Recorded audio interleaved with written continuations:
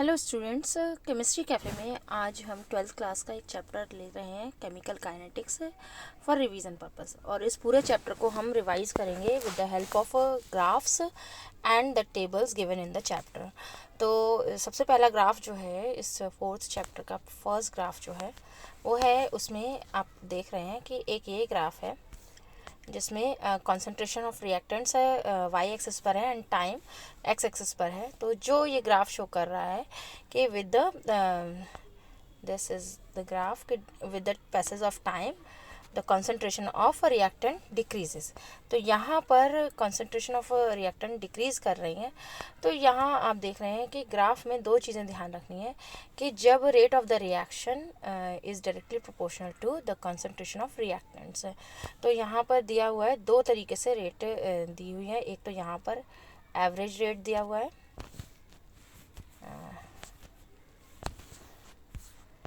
दो चीज़ें दिखाई गई हैं यहाँ पर। एक तो एवरेज रेट दिया हुआ है minus delta R upon T, और दूसरा दिया है यहाँ पर किसी एक पॉइंट पर स्लोप का जो टेंजेंट ऑफ द जो है tangent of this curve is the slope. And ये जो दे रहा है वो दे रहा है आपको value instantaneous rate of the reaction की। तो instantaneous rate of the reaction में आप इस्तेमाल कर रहे हैं डी, और एवरेज रेट में आप इस्तेमाल कर रहे हैं डेल्टा। और चूंकि रिएक्टेंट की कॉन्सेंट्रेशन डिक्रीज हो रही है तो इसलिए आप साइन इस्तेमाल कर रहे हैं माइनस का। तो ये है एक पॉइंट यहाँ पर। इसी में आप जब दूसरा ग्राफ देखते हैं, इस रेट ऑफ द रिएक्शन को दूसरा ग्राफ हम लेंगे विद द कॉन्सेंट, जिसमें एक्स एक्सिस पर टाइम है और वाई एक्सिस पर वही कॉन्सेंट्रेशन ऑफ प्रोडक्ट है। ठीक है, ये यहाँ पर भी एवरेज रेट जो है वो डेल्टा से शो की जा रही है। और अब जो चूँकि ये क्या है कि प्रोडक्ट की टर्म में है, तो यहाँ पर रिवर्सिबल रिएक्शन है, चूँकि रिएक्टेंट से क्या बन रहा है प्रोडक्ट, और प्रोडक्ट वापस रिएक्टेंट बना रहे हैं। तो जब आप प्रोडक्ट की टर्म में ले रहे हैं तो प्रोडक्ट की जो है कॉन्सेंट्रेशन धीरे धीरे करके क्या हो रही है, इंक्रीज़ हो रही है। तो यहाँ पर average rate of reaction delta P upon delta T से दिया जा रहा है। एवरेज में डेल्टा का इस्तेमाल करेंगे और साइन यहाँ पर प्लस का इस्तेमाल हो रहा है। अब इसी तरीके से इसमें जो स्लोप है, स्लोप ऑफ द कर्व या टेंजेंट ऑफ द कर्व जो है वो क्या दे रहा है आपको, वैल्यू दे रहा है स्लोप की। ठीक है, तो चूँकि यहाँ पर ग्राफ जो है इंक्रीजिंग है इसलिए स्लोप भी क्या है, पॉजिटिव आ रहा है यहाँ पर। और जो D P upon D T है तो यहाँ पर ये जो रेट है वो इंस्टेंटेनियस रेट है। ठीक है, तो ये दो तीन चीज़ें इस ग्राफ में ध्यान देने वाली हैं जो आप देख सकते हैं, कंपैरिजन भी कर सकते हैं यहाँ पर। ठीक है, यहाँ पर जो स्लोप का डिफरेंस है, अगर रिएक्टेंट की टर्म में है तो इंस्टेंटेनियस रेट से स्लोप जो है वो माइनस में है, और इसी तरीके से यहाँ पर जो स्लोप आएगा वो इंस्टेंटेनियस यहाँ पर जो है वो माइनस में है, चूँकि प्रोडक्ट की टर्म में तो स्लोप जो है वो पॉजिटिव रहेगा। ठीक है, और डी और डेल्टा किस में इस्तेमाल करना है वो भी आपको पता चल गया है। तो यहाँ एक चीज़ और जो मैंने इसमें ऐड की है कि slope of the tangent gives the instantaneous reaction of the instantaneous rate of the reaction. तो ये एक पहला ग्राफ है इस चैप्टर का। दूसरा हम देखते हैं नेक्स्ट पेज पर। हाँ, यहाँ पर क्या है कि stoichiometry of the reaction plays important role in writing the rate law of the reaction. तो रेट ऑफ द रिएक्शन, अगर एक पहला एग्जांपल हम ले लेते हैं H2Hg प्लस Cl2 H2HgCl2, तो रेट ऑफ रिएक्शन में जो इनके कोफिशिएंट्स हैं वो हम क्या रखते हैं, अपॉन में लिख देते हैं। चूँकि यहाँ पर 1 1 1 है तीनों में, रिएक्टेंट में भी और प्रोडक्ट में भी। इस ऊपर वाली रिएक्शन में देखें तो ये जो रेट ऑफ द रिएक्शन यहाँ पर लिखा गया है, ये अगर रिएक्टेंट है तो माइनस लगा के लिखा गया है। ठीक है, और अगर प्रोडक्ट है तो ये प्लस लगा के लिखा गया है। तो यहाँ पर आप ध्यान से देखेंगे तो आपको रेट ऑफ द रिएक्शन ऐसे दिखाई देगा। लेकिन अगर कोफिशिएंट्स रिएक्टेंट और प्रोडक्ट के कोफिशिएंट 1 नहीं है, कोई और डिजिट है, तो कैसे करना है वो देखेंगे। अब एक एग्जांपल हम ले लेते हैं। दूसरा example HI gives H2 and I2। तो जब इसका रेट ऑफ रिएक्शन आप लिख रहे हैं सेकेंड वाले का, तो ये देखिए ये रिएक्टेंट है HI रिएक्टेंट है तो इसके इसमें माइनस साइन आया है, जबकि H2 प्रोडक्ट जो है उनमें प्लस के साइन के साथ आपने लिखा है, और जो कोफिशिएंट ऑफ HI है वो 2 है, उसको हमने इसके साथ नीचे लिखा है। ठीक है, बाकी 1 को यहाँ और यहाँ नहीं लिखा है। तो रेट ऑफ द रिएक्शन इस तरीके से लिखा जाता है। एक और एग्जाम्पल इसमें देख लेते हैं, तीसरा एग्जाम्पल इस इक्वेशन के लिए। ये पूरा ध्यान से देखेंगे आप तो आपको समझ में आएगा। इसमें जो 5Br है, फिर BrO3 है और 6H है, ये तीनों ही क्या है, ये तीनों ही रिएक्टेंट्स हैं। तो इन तीनों की जो रिएक्टेंट टर्म है पहली 1/5 करके delta Br upon delta T है, BrO3 की माइनस में BrO3 अपॉन डेल्टा T क्योंकि 1 है इसका कोफिशिएंट, और 6H प्लस है तो माइनस साइन लगा है, इन तीनों में ही माइनस साइन लगा है। ठीक है, 1/6 delta H plus upon delta T कर दिया है। और अब अगर हम प्रोडक्ट की टर्म में देखें तो प्रोडक्ट में Br2 के साथ कोफिशिएंट 3 है, और ये दोनों ही क्या है, प्रोडक्ट है, तो ये प्लस के साथ लगेगा, ये भी प्लस के साथ है। तो 1/3 delta Br2 upon delta T equal to 1/3 क्योंकि 3H2O यहाँ भी है, delta H2O upon delta T। तो ये आपको रेट ऑफ द रिएक्शन लिखना आ गया है, तो इस पर भी क्वेश्चन पूछा जाता है। नेक्स्ट हम देख लेते हैं, एक टेबल है ज़ीरो ऑर्डर रिएक्शन के लिए। क्या रहेगा इसका, यूनिट्स क्या रहेंगी, मोल पर लीटर पर सेकेंड। ज़ीरो ऑर्डर रिएक्शन के लिए unit of the rate constant K, R is directly proportional to the concentration of the reactant. तो R रेट जो होगा, रेट अब इक्वल टू क्या हो जाएगा, K कांस्टेंट है, रेट कांस्टेंट अपॉन R।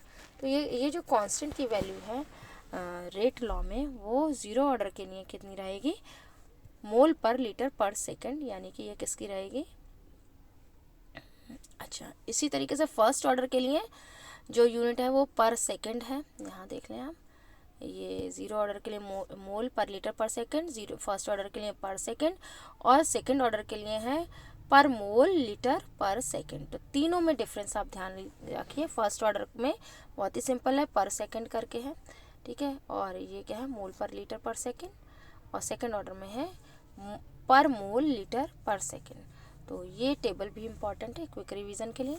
फिर नेक्स्ट हमारा जो है ग्राफ है, थर्ड ग्राफ जो है इसमें वो है for variation in the concentration versus time plot for a zero order. यहाँ पर देखिए लिखा हुआ है ज़ीरो ऑर्डर रिएक्शन के लिए। तो ज़ीरो ऑर्डर रिएक्शन के लिए K की जो वैल्यू होती है वो R0 माइनस R, R0 मतलब initial concentration of reactant, R is the concentration of reaction जब हम उसको रेट को डिटरमाइन कर रहे हैं, डिवाइडेड बाय टाइम T। तो यहाँ कॉन्सेंट्रेशन आपका y एक्सिस पर है और टाइम x एक्सिस पर है, और चूंकि यह रिएक्टेंट की टर्म्स में है तो रिएक्टेंट जो होगा वो टाइम के साथ साथ डिक्रीज़ करता चला जाएगा। तो ग्राफ जो है वो इस तरीके से आ रहा है, और इसका जो K की वैल्यू होगी वो क्या होगी, स्लोप के बराबर होगी। स्लोप चूँकि देखिए जो भी ग्राफ डिक्रीजिंग है, जो भी ग्राफ आपके डिक्रीजिंग होंगे उनका जो स्लोप होगा वो माइनस होगा, जो भी ग्राफ आपके इंक्रीजिंग होंगे उनका स्लोप जो होगा वो प्लस में होगा। क्योंकि ये डिक्रीजिंग ग्राफ है, ये देखिए, तो स्लोप भी क्या है, माइनस में है, और ज़ीरो ऑर्डर के रिएक्शन है। तो इसमें ध्यान दीजिए कॉन्सेंट्रेशन ऑफ रिएक्टेंट और टाइम के बीच में ग्राफ है, और K की वैल्यू डिपेंड कर रही है means change in concentration of reactant with the passage of time. ठीक, तो ये ज़ीरो ऑर्डर के लिए एक ग्राफ है। फिर नेक्स्ट पर आ जाइए, अब हम जो ग्राफ डिस्कस कर रहे हैं वो कर रहे हैं ग्राफ का प्लॉट है फॉर फर्स्ट ऑर्डर रिएक्शन। किसके लिए हम कर रहे हैं, फर्स्ट ऑर्डर रिएक्शन के लिए हम ये ग्राफ प्लॉट कर रहे हैं। तो फर्स्ट ऑर्डर ऑफ रिएक्शन के लिए K की वैल्यू जो हम डिटरमाइन करते हैं वो है K is equal to 2.303 divided by T log R0 upon R। तो ये फर्स्ट ऑर्डर रिएक्शन है, ठीक है। अब अगर ln R0, अगर हम यहाँ पे लॉग को नेचुरल लॉग में ही रखें तो ये क्या हो जाएगा, ये पूरी चीज़ हो जाएगी ln के बराबर, ठीक है। 2.303 का फैक्टर आ जाएगा, तो ln R0 upon R is equal to KT हो गया, ठीक है। तो जब ये होगा तो ग्राफ जो होगा अब जो ग्राफ प्लॉट किया जा रहा है वो प्लॉट किया जा रहा है टी, और इस फैक्टर को हमने रिवर्स कर दिया है, ln r upon r not कर दिया है। ठीक है, तो यहाँ पर आप देखेंगे a plot between ln r and t। अगर हम इस इक्वेशन के अकॉर्डिंग देखें तो हमें इक्वेशन ये मिल रही है, जब हम log 10 को नेचुरल लॉग में चेंज कर रहे हैं तो हमारी इक्वेशन ये है। लेकिन हम जो ग्राफ प्लॉट कर रहे हैं वो हम प्लॉट कर रहे हैं ln r, यानी कि which is reverse in this factor. ठीक है, इज इक्वल टू क्या हो जाएगा, माइनस के टी। यहाँ पे देखिए प्लस के टी है, अब जब आपने रिवर्स किया तो ये माइनस के टी हो गया। तो अब जो ग्राफ आया वो डिक्रीजिंग ऑर्डर में है। ठीक है, और ये फर्स्ट ऑर्डर का ग्राफ है ln r और t के बीच में। चूँकि ये ग्राफ डिक्रीज कर रहा है तो इसकी वैल्यू जो स्लोप ऑफ द ग्राफ होगा, this will give the value of rate constant. Is that clear? ये बहुत अच्छे से समझिए कि यहाँ पर जो ग्राफ है वो ln r और t के बीच में है, इसलिए जो टेंजेंट ऑफ द कर्व होगा वो क्या देगा, माइनस स्लोप जो होगा वो k की वैल्यू के बराबर होगा। ठीक है, तो अब नेक्स्ट इसमें देखिए, अगर हम इसको ln r not upon r कर दें। ठीक है, अब यहाँ देखिए कंपैरिजन आपको मिल जाएगा। अगर हम इस चीज़ को ln r नॉट अपॉन ये ही कर दें तो आपको क्या मिलेगा, ये टाइम के साथ तो जो ग्राफ आपका नीचे जा रहा था वो ग्राफ क्या जाएगा, ऊपर जाएगा, और स्लोप की वैल्यू क्या हो जाएगी, के बराबर हो जाएगी।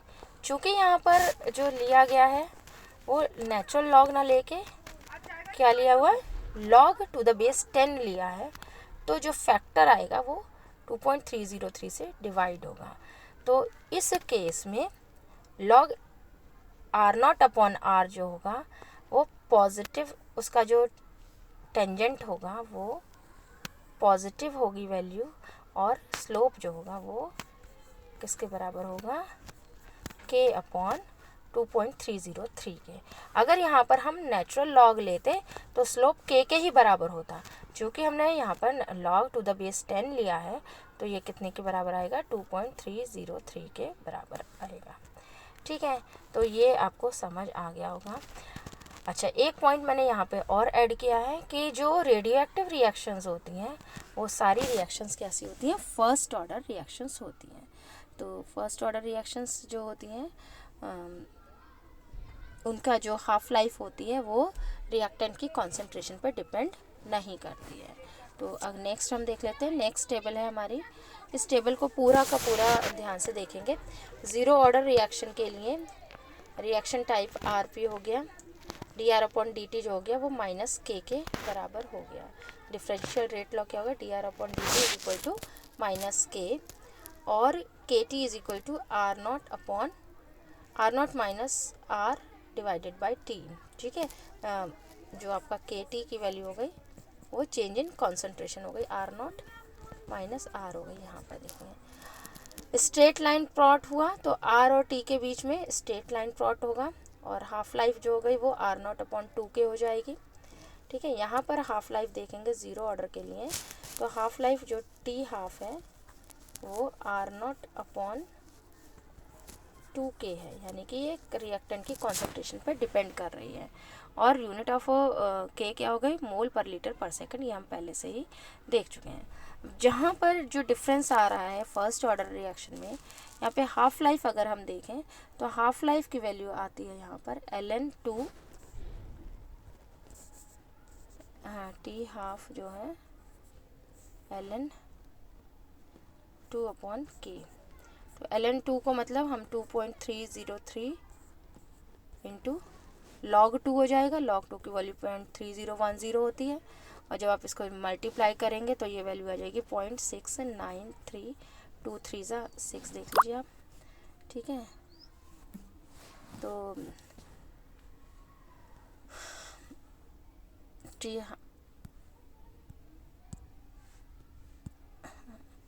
हाफ जो हो गया 2.303 log 2 अपॉन के हो जाएगी।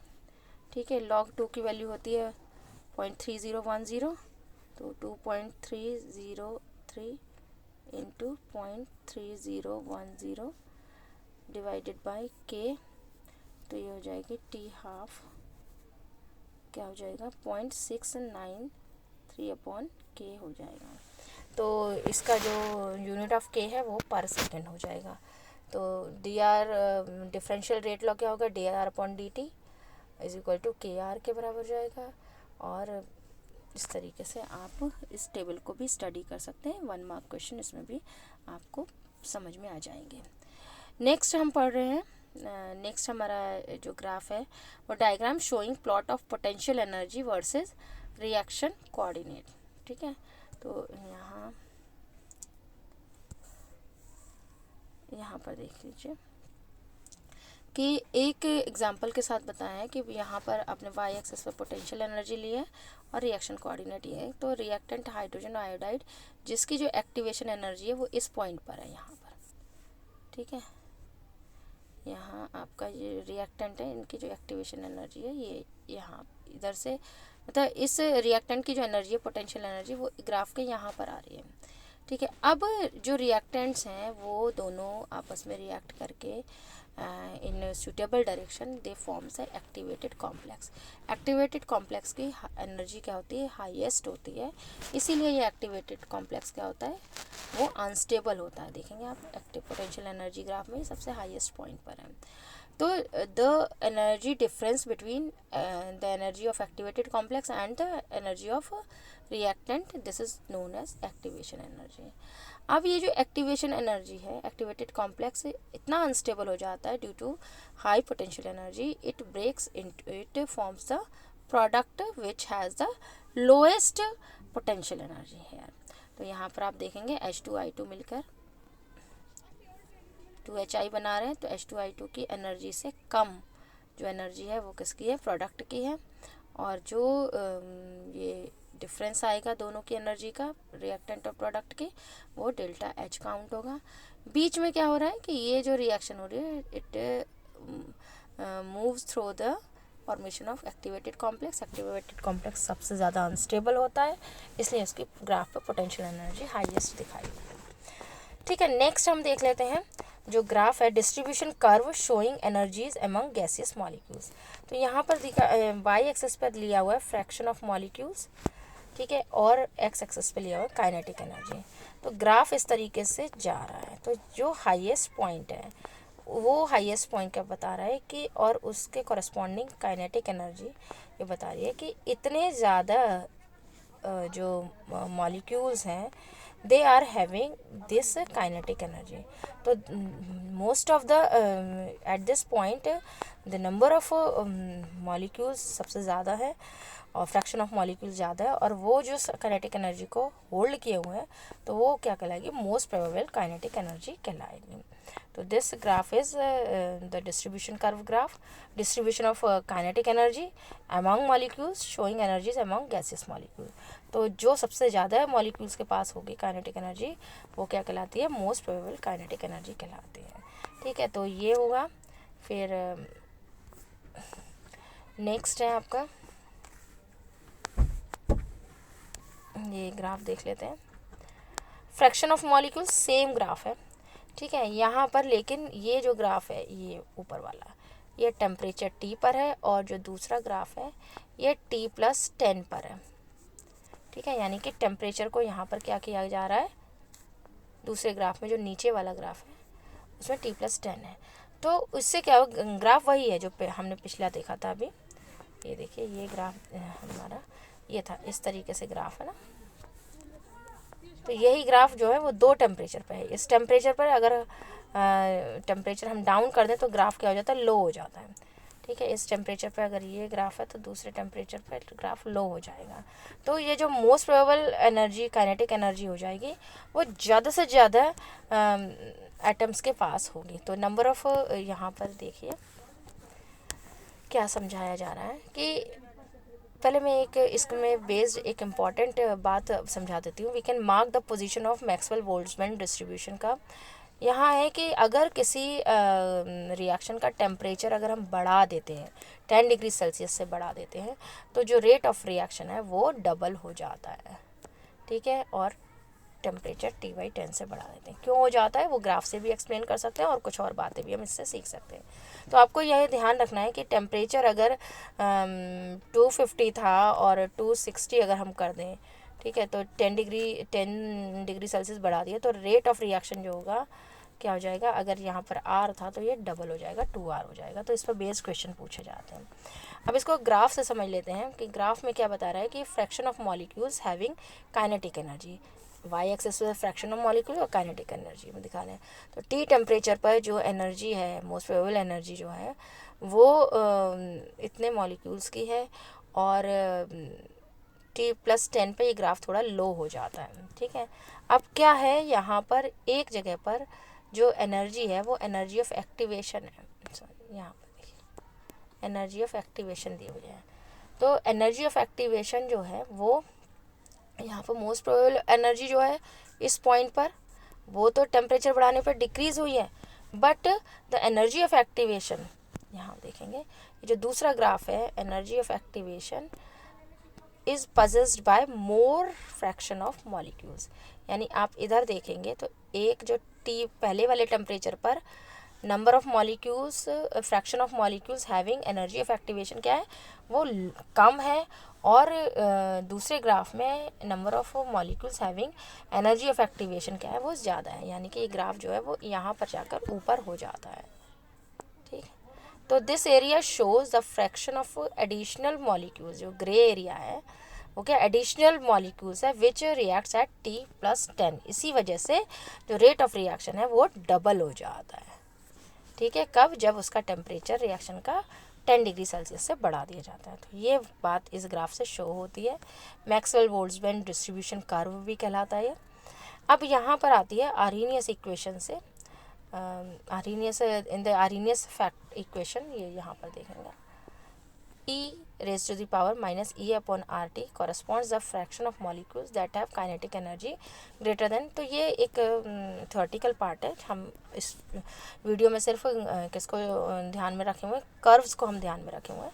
तो यहाँ पर इस आर्हेनियस इक्वेशन से e⁻⁻ से हम क्या देख रहे हैं कि log k rate of the reaction k is equal to E/RT। तो ये log k ले लिया हमने, तो ये जो एक्सपोनेंशियल फॉर्म है E/RT ये यहाँ आ गई, और log एक फैक्टर ln A आ गया। अगर हम इसको नेचुरल लॉग को log 10 में ब्रेक करेंगे तो log k और E के साथ आ जाएगा 2.303 R प्लस इंटू T और 2.303। तो यहाँ इस फैक्टर से ये जो ग्राफ है वो प्लॉट किया जा रहा है। ln k यहाँ पर देखें, ln k आपका राइट वाई एक्सिस पर है, और 1/t E/RT का E/RT का क्या है 1/t, यानी k और 1/t के बीच में क्या है ग्राफ है, ठीक है। यानी कि the value of rate constant is exponentially proportional to the temperature, ठीक है। तो यहाँ पर यहाँ जो इक्वेशन आएगी, तो जो ग्राफ है डिक्रीजिंग ऑर्डर में जा रहा है, क्योंकि 1/t जो है वो इंक्रीज़ करेगा, तो ln k को भी इंक्रीज़ करना चाहिए था, वो भी तब जब ये माइनस वैल्यू नहीं होती है। क्योंकि इक्वेशन में माइनस वैल्यू है तो ln k कब बढ़ेगा, जब 1/t ln k कब 1/t के डिक्रीज़ होने से ln k की भी वैल्यू डिक्रीज़ होगी, और इसका ये जो ये वैल्यू है y इज इक्वल, y जो फ्रैक्शन है वो क्या देगा ln a की वैल्यू देगा। यानी कि y is equal to line equation mx plus c के अकॉर्डिंग c क्या हो जाएगा ln a, तो ये वैल्यू ln a के बराबर हो जाएगी, और m क्या हो जाएगा, m is the slope minus E/R, और x क्या हो जाएगा, x है 1/t, तो 1/t है। तो इस इक्वेशन से हम इस ग्राफ को अंडरस्टैंड कर सकते हैं। तो ln k और 1/t के बीच में जो ग्राफ है वो डिक्रीजिंग मैनर में स्ट्रेट लाइन है, और इसका जो स्लोप होगा वो आपको देगा -E/R की वैल्यू। तो ये आपको समझ में आ गया होगा, ठीक है, नेक्स्ट हम ले लेते हैं, ये हो गया हमारा। तो इस तरीके से पूरा चैप्टर जो है वो आपको इस छोटे से वीडियो में मैंने ग्राफ्स और टेबल्स के माध्यम से समझाया है, और आप इसका क्विक रिवीजन ले सकते हैं। And best of luck for your exams. और इस तरीके से आपका ये चैप्टर तैयार हो जाएगा। Thank you.